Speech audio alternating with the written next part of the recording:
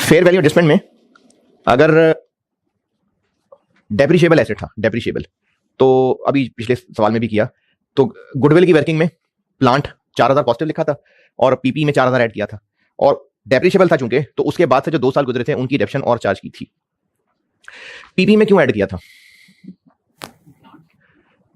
Plant था, तो S की बुक्स में पीपी के अंदर वो ऑलरेडी आ रहा है, तो फिर ऐड क्यों किया 4000? क्योंकि वो अपनी बुक्स में पुरानी वैल्यू पे ही आ रहा था, तो हमें ग्रुप पॉइंट ऑफ व्यू से उसको नई वैल्यू पे लाना था। लेकिन अगर वो प्लांट आज बुक्स में होता ही ना, यानी एक्विजिशन डेट पे था, उसके बाद बेच दिया होता, क्या पता, तो बाद में बेचा नहीं जा सकता। एक्विजिशन डेट पे प्लांट मौजूद था, बाद में कभी बेच दिया, तो आज वो बैलेंस शीट में नहीं है, तो फिर पेरेंट नहीं, एक्विजिशन डेट पे उसकी फेयर वैल्यू कुछ और थी, तो गुडविल की वर्किंग में वो फेयर वैल्यू एडजस्टमेंट करनी है या नहीं करनी? एक्विजिशन, सेम सवाल वो जो पिछला जो बोर्ड पे किया ना, जो 4000 था, मैं उसी की बात ले लेता हूं। एक्विजिशन डेट पे उस प्लांट की फेयर वैल्यू 4000 ज्यादा थी, 2 साल गुजर गए थे, इसलिए हमने 2 साल की डेप्रिसिएशन और चार्ज की। मैं कह रहा हूं कि अगर वो एक्विजिशन डेट पे तो मौजूद था, लेकिन अब ना होता, तो गुडविल की वर्किंग में 4000 ऐड करते कि ना करते? क्यों? क्योंकि तब था, और पीपी में 4000 ऐड करते क्यों? क्योंकि अब बैलेंस शीट में वो मौजूद ही नहीं है, तो ऐड क्यों करना है? तो वो एसेट और लायबिलिटी जिसपे हम फेयर वैल्यू एडजस्टमेंट कर रहे हैं, और वो अब भी बैलेंस शीट में मौजूद है, तो ये बता चुका। लेकिन अगर अब बैलेंस शीट में मौजूद नहीं है, क्यों नहीं है? खत्म हो गया, लाइफ खत्म हो गई, इस्तेमाल हो गया, बिक गया, सेटल हो गया, तो एसेट और लायबिलिटी जो एक्विजिशन डेट पे मौजूद थी और उसकी फेयर वैल्यू एडजस्टमेंट करनी बनती थी, अगर वो आज भी बैलेंस शीट में मौजूद है तो हमने वो कर लिया। लेकिन अगर आज बैलेंस शीट में मौजूद नहीं है, तो गुडविल की वर्किंग में तो 4000 ऐड होगा। क्यों होगा? क्योंकि तब मौजूद था। पीपी में ऐड नहीं होगा, तो फिर क्या करें? गुडविल की वर्किंग में तो 4000 यहां ऐड होगा, लेकिन पीपीई में पी प्लस एस 4000 ऐड नहीं होगा। क्यों ऐड नहीं होगा? क्योंकि जब इसमें है ही नहीं, तो फिर हम उसमें कैसे ऐड कर दें? तो इसलिए यहां होगा, यहां नहीं होगा। अब रहा मसला कि अच्छा फिर क्या करें? किधर गया ये प्लांट? बेच दिया होगा। बेचा होगा तो उस पर कोई प्रॉफिट लॉस ऑन डिस्पोजल भी आया होगा, वो एस ने बेच के रिकॉर्ड कर लिया होगा। चलें वैल्यू अज्यूम कर लेते हैं। एक्विजिशन डेट पे उस प्लांट की बुक वैल्यू लेट से 20,000 थी, मैं एम अज्यूम कर रहा हूं। फेयर वैल्यू 24,000 थी, तभी ये 4,000 की फेयर वैल्यू एडजस्टमेंट है। इग्नोरिंग डेप्रिसिएशन, अगर एस ने बाद में कभी इसको बेच दिया होता, तो 20,000 वाला एस ने बेचा होता लेट से 27,000 का, एम 27 बनाया मैंने। कितना प्रॉफिट एस ने रिकॉर्ड किया होता? 7। लेकिन अगर ग्रुप की एनक लगा के देखेंगे, तो 27 का बेच के ग्रुप की नजर में इस पे प्रॉफिट कितना होना बनता है? 3, क्योंकि ग्रुप की नजर में 20 नहीं 24 है। तो एस इसको बेच के 7,000 का प्रॉफिट रिकॉर्ड कर चुका, ग्रुप की नजर में प्रॉफिट सिर्फ इतना होना बनता है, तो ग्रुप की एनक लगाएंगे तो एस ज्यादा प्रॉफिट रिकॉर्ड कर चुका। कितना ज्यादा? 4,000। तो गुडविल की वर्किंग में 4,000 ऐड और एस की रिटेन अर्निंग से 4,000 लेस। ये तब की बात हो रही है अगर वो एसेट आज बुक्स में नहीं है तो। अगर बुक्स में होता तो जो पिछले सवाल में किया था, तो अगर वो आज बुक्स में नहीं है तो गुडविल की वर्किंग में तो ऐड, लेकिन रेलेवेंट एसेट में ऐड करने की बजाय एस की रिटेन अर्निंग से लेस। और रीजन दोबारा बता रहा हूं, चूंकि वो आज बुक्स में नहीं है, तो एस ने अपने हिसाब से अपनी बुक वैल्यू पे उस पर गेन लॉस रिकॉर्ड कर लिया होगा, जबकि ग्रुप की नजर में उसकी बुक वैल्यू 4,000 ज्यादा होनी चाहिए थी, तो फिर गेन 4,000 कम होना चाहिए था, इसलिए एस की रिटेन अर्निंग से 4,000 माइनस हो जाएगा। और अगर 27 की जगह कोई और रखना है, जो मर्जी रख लें, एंड रिजल्ट यही निकलेगा। चलो 17,000 रख देता हूं। एस ने क्या किया होगा ग्रुप की नजर में? ये तो एस ने 3,000 का लॉस रिकॉर्ड किया होगा, ग्रुप की नजर में 7,000 का लॉस बनना चाहिए, तो 4,000 का और लॉस बना देंगे। तो अगर एक्विजिशन डेट पे एसेट्स लायबिलिटीज की फेयर वैल्यू एडजस्टमेंट की थी और वो आज बुक्स में नहीं है, तो गुडविल की वर्किंग में तो ऐसे ही करेंगे, लेकिन अब रेलेवेंट एसेट लायबिलिटी में एडलेस करने की बजाय एस की रिटेन अर्निंग में एडलेस होगा। ऐड होगा कि लेस होगा? डिपेंड करता है। एसेट की वैल्यू अगर ज्यादा थी तो एसेट यहां पर ऐड और एस की रिटेन अर्निंग में से लेस, क्योंकि जब उसकी वर्थ ज्यादा थी तो बिकते हुए पे प्रॉफिट एंड डिस्पोजल कम होना चाहिए, तो इसलिए रिटेन अर्निंग में से लेस। अच्छा, अब आप एक काम ये करें कि अंग्रेजी फिर बाद में पढ़ाऊंगा, आप अभी प्रैक्टिस क्वेश्चन 5 सॉल्व कर दें। प्रैक्टिस क्वेश्चन 5 आप सॉल्व कर दें।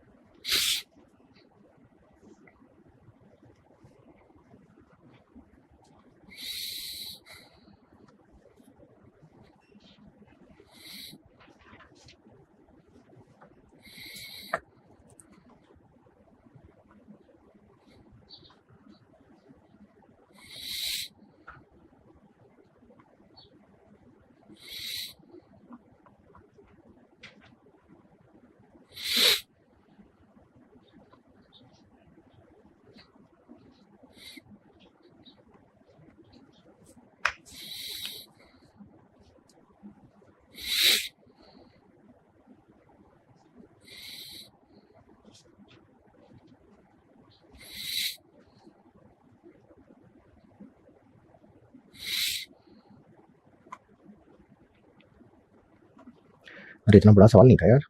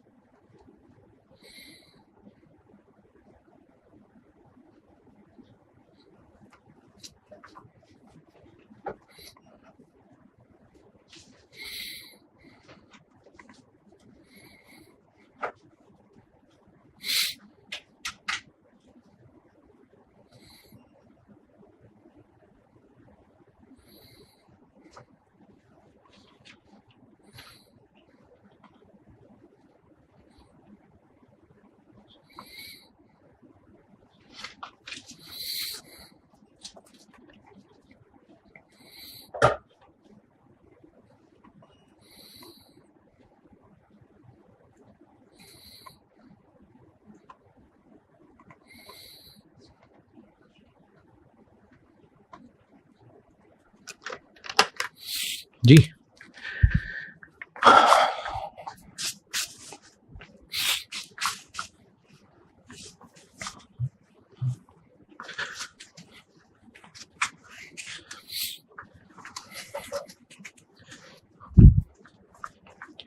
अच्छा, अब अपना किताब में आए एडजस्टमेंट 4 पे। एडजस्टमेंट नंबर 4A है और फिर अगले पेज पे, उसी पेज के एंड पे तकरीबन 4B है। 4A पढ़ लें सारी। एक ये एक्सेप्शन वाला डब्बा रहने दें अभी, एक्सेप्शन वाला डब्बा, और दूसरा वो जो मैंने इसके एंड पे 4B से ऊपर 2 नोट्स लिखे हुए हैं, उनमें से दूसरा अभी रहने दें। 4A और इनफैक्ट 4B सारी पढ़ लें। 4A 4B सारी पढ़ लें। सिर्फ 4A में जो एक एक्सेप्शन का बॉक्स है वो रहने दें, और 4B की हेडिंग से जस्ट ऊपर जो एक बुलेट पॉइंट नोट है वो रहने दें, बाकी सारा पढ़ लें। 4A 4B सारा पढ़ लें।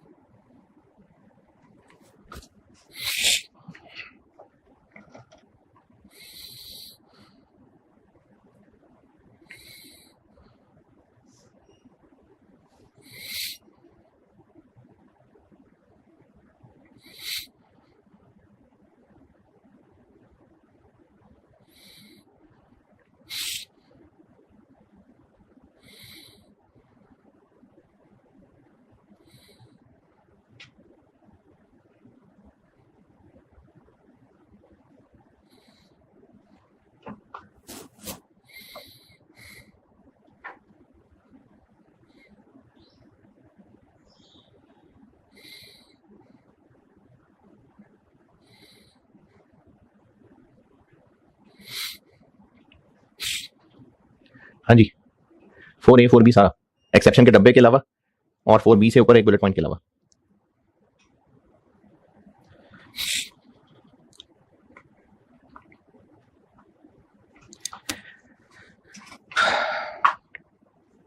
पढ़ लिया?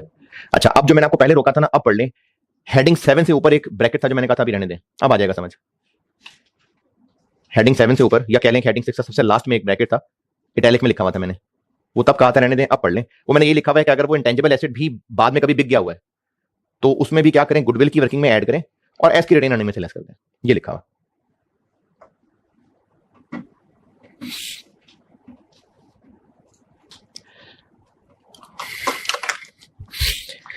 चलें अगली एडजस्टमेंट समझें। गुड्स, ये कल वाली ही रिपीट कर रहा हूं, इससे अगली बना के दूंगा। पी ने 8,000 कॉस्ट वाली चीजें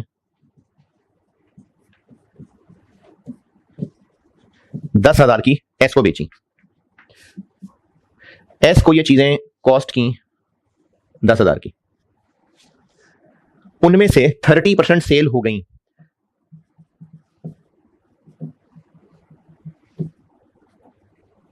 बाकी 7,000 क्लोजिंग बची रह गई।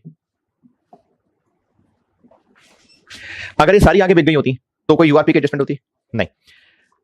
इसका मतलब यह हुआ कि सेलर का प्रॉफिट कमाना मसला नहीं है, जिन चीजों पे प्रॉफिट कमाया था उनमें से अगर एसेट्स में शामिल है तो मसला है। अब क्या हुआ कि एस के एसओएफपी में स्टॉक आ रहा है 7,000, इसमें प्रॉफिट लोडेड है कितना कितना?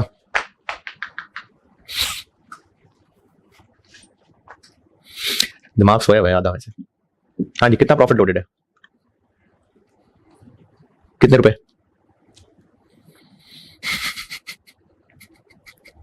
1,400 रुपए। 2,000 पूरा प्रॉफिट कमाया था, 70% अब भी स्टॉक में है, तो मतलब 1,400 रुपए यूआरपी है। पूरा 2,000 को यूआरपी क्यों नहीं कह रहे? क्योंकि खरीदी हुई चीजों में से जितनी बैलेंस शीट में बची रह गई है उसमें जो प्रॉफिट लोडेड है वो मसला है। सेलर का प्रॉफिट कमाना मसला नहीं है, एज लॉन्ग एज वो चीजें आज ग्रुप के अंदर ना मौजूद हों। अगर वो आज ग्रुप के अंदर एज एसेट मौजूद हैं, एज एसेट, तो फिर उस एसेट में जो प्रॉफिट छुपा हुआ है वो यूआरपी है। तो इसके अंदर जो यूआरपी छुपा हुआ है वो है 1,400, और उसकी ट्रीटमेंट क्या करेंगे? पेरेंट की रिटेन अर्निंग से लेस और स्टॉक में से लेस, ये काम करेंगे। अच्छा, ये 30% चीजें आगे बिक गई, और अगर ये आगे बिकने वाली ना हो, एस खुद ही खा पी जाता हो, तो ये बिकने की बजाय कह लें कि एस ने इनमें से 3,000 रुपए की चीजें खा पी ली, बाकी 7,000 इसके पास अभी भी स्टॉक में पड़ी हुई है, तो ट्रीटमेंट में को फर्क आ जाएगा। यानी ये यूआरपी का ट्रीटमेंट इसलिए है क्योंकि एस इन चीजों को आगे बेच रहा है। यूआरपी का ट्रीटमेंट क्यों हो रहा है? इसमें से बची रह गई हैं 3,000 की चीजें, चाहे वो आगे बेच दे चाहे खुद खा पी जाए, अगर वो सारी की सारी चीजें आज बैलेंस शीट में ना होती तो कोई यूआरपी ना होता। तो यूआरपी की एडजस्टमेंट इसलिए नहीं कर रहे कि इसने ये चीजें भी बेची नहीं है या जो बेच दी है वो मसला खत्म हो गया, नहीं, खरीदी हुई चीजों में से जितना अभी भी स्टॉक एसेट्स में शामिल है वो मसला है। तो अगर गुड्स बेची जाएं तो एक की चीजें बेचने से जो प्रॉफिट कमाया वो मसला नहीं है, एज लॉन्ग एज वो चीजें आज ना हो बॉर्डर के अंदर। लेकिन अगर बॉर्डर के अंदर मौजूद हैं, एसेट्स में आ रही हैं, उनमें प्रॉफिट लोडेड है, वो ओवरस्टेटेड है, चूंकि वो ओवरस्टेटेड है इसलिए सेलर का प्रॉफिट हमें चुभ रहा है। तो ट्रीटमेंट क्या बनी इस मिसाल में? 1,400 स्टॉक में से लेस। अब इसी चीज को मैं कॉपी करता हूं, गुड्स की जगह में कर लेता हूं मशीन, गुड्स की जगह मशीन। पी ने एक मशीन चाहे कह ले खरीदे, चाहे उसके पास पहले मौजूद थी, बुक्स में 8,000 की, या अगर 8,000 की चलो खरीद भी ली, इसने ये 10,000 की बेच दी और 2,000 का प्रॉफिट कमा लिया। बिल्कुल सेम फिगर ले रहा हूं मैं। एस को ये मशीन पीपीई कॉस्ट किया 10,000 का, और इसने इनको 30% डेप्रिशिएट कर दिया, बाकी बुक वैल्यू रह गई 7,000। और अब इसकी एसओएफपी में पीपी आ रहा है 7,000। मैंने सेम फिगर लिए ताकि फिगर की कैलकुलेशन दोबारा ना करनी पड़े। पेरेंट ने, रेहान साथ साथ रहना, रेहान, पेरेंट ने कुछ फिजिकल चीज प्रॉफिट रख के एस को बेची, और उसमें से एस की बुक्स में अभी भी एसेट आ रहा है। पेरेंट ने कोई फिजिकल चीज प्रॉफिट रख के एस को बेची, और उसमें से एस की बुक्स में अभी भी कुछ एसेट आ रहा है। जितना एसेट आ रहा है, बाकी कहां गया? जहां भी गया बस गया। जितना एसेट आ रहा है उसमें प्रॉफिट लोडेड है वो मसला है, जितना एसेट आ रहा है उसमें प्रॉफिट लोडेड है वो मसला है। कितना प्रॉफिट लोडेड है? वही 1,400। तो फिर ट्रीटमेंट क्या करें? पी की रिटेन अर्निंग से लेस और पीपी में से लेस। तो चाहे गुड्स हो चाहे कोई डेप्रिशिएबल चीज हो, कॉन्सेप्ट एक ही है कि जो फिजिकल चीज बेची गई थी उस पर प्रॉफिट कमाया गया था, अगर वो फिजिकल चीज आज भी एसेट्स में मौजूद है, ये दोनों नजर आ रहे हैं, वो फिजिकल चीज आज भी एसेट्स में मौजूद है तो उसमें प्रॉफिट लोडेड है, ये मसला है। तो जितना प्रॉफिट लोडेड है वो उस चीज में से लेस और सेलर की रिटेन अर्निंग में से लेस। तो चाहे वो कोई रीसेलेबल गुड्स हो, चाहे वो कोई कंज्यूमेबल आइटम हो, चाहे वो कोई डेप्रिशिएबल आइटम हो, कोई मसला नहीं है। मसला सिर्फ तब आता है कि जो फिजिकल चीज बेची गई थी उसमें प्रॉफिट रखा था और उसमें से कुछ एसेट्स में अब भी आ रहा है। तो एसेट्स में बची हुई वैल्यू में चूंकि प्रॉफिट लोडेड है वो यूआरपी है, और उस प्रॉफिट की अमाउंट को सेलर की रिटेन अर्निंग से लेस और बायर के एसेट में से लेस। ये मैंने आपको एडजस्टमेंट 5 बता दी, लेकिन आप ए और बी पढ़ने की बजाय अल्टरनेटिवली जो 5 लिखा हुआ मैंने वो पढ़िए। एडजस्टमेंट 5 ए और बी की बजाय जो मैंने अल्टरनेटिवली कह के 5 लिखा हुआ है वो पढ़िए।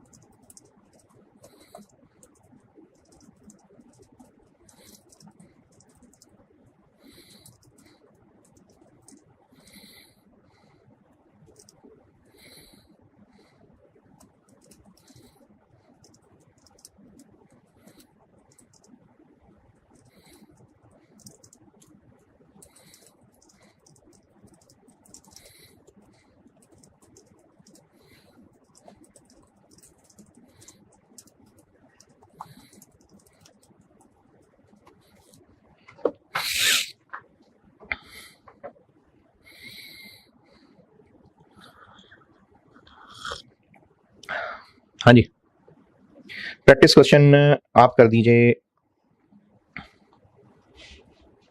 7। प्रैक्टिस क्वेश्चन 7 कर दें।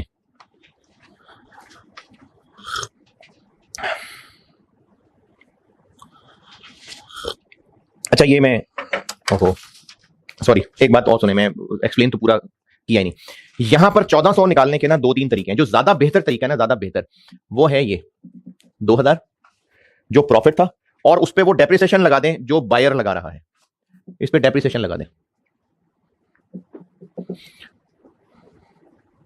ये यूआरपी आ जाएगा। ये ज्यादा बेहतर है।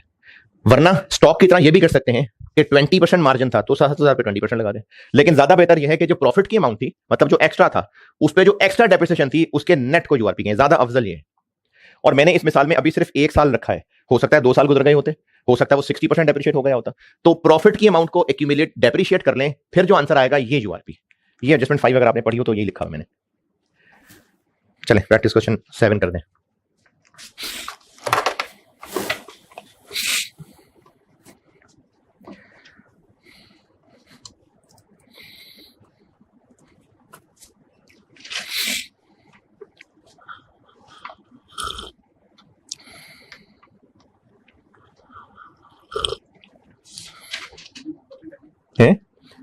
होमवर्क में एक और देना है ना। चल जबानी देख ले यार। वो असल में मैं चाह रहा हूं कि आप ये करें और मैं वो एक्सेप्शन का डब्बा बता के बस छुट्टी कर दूं। कोई बात नहीं, आप लोगों की खातिर कुर्बानी दे दूंगा।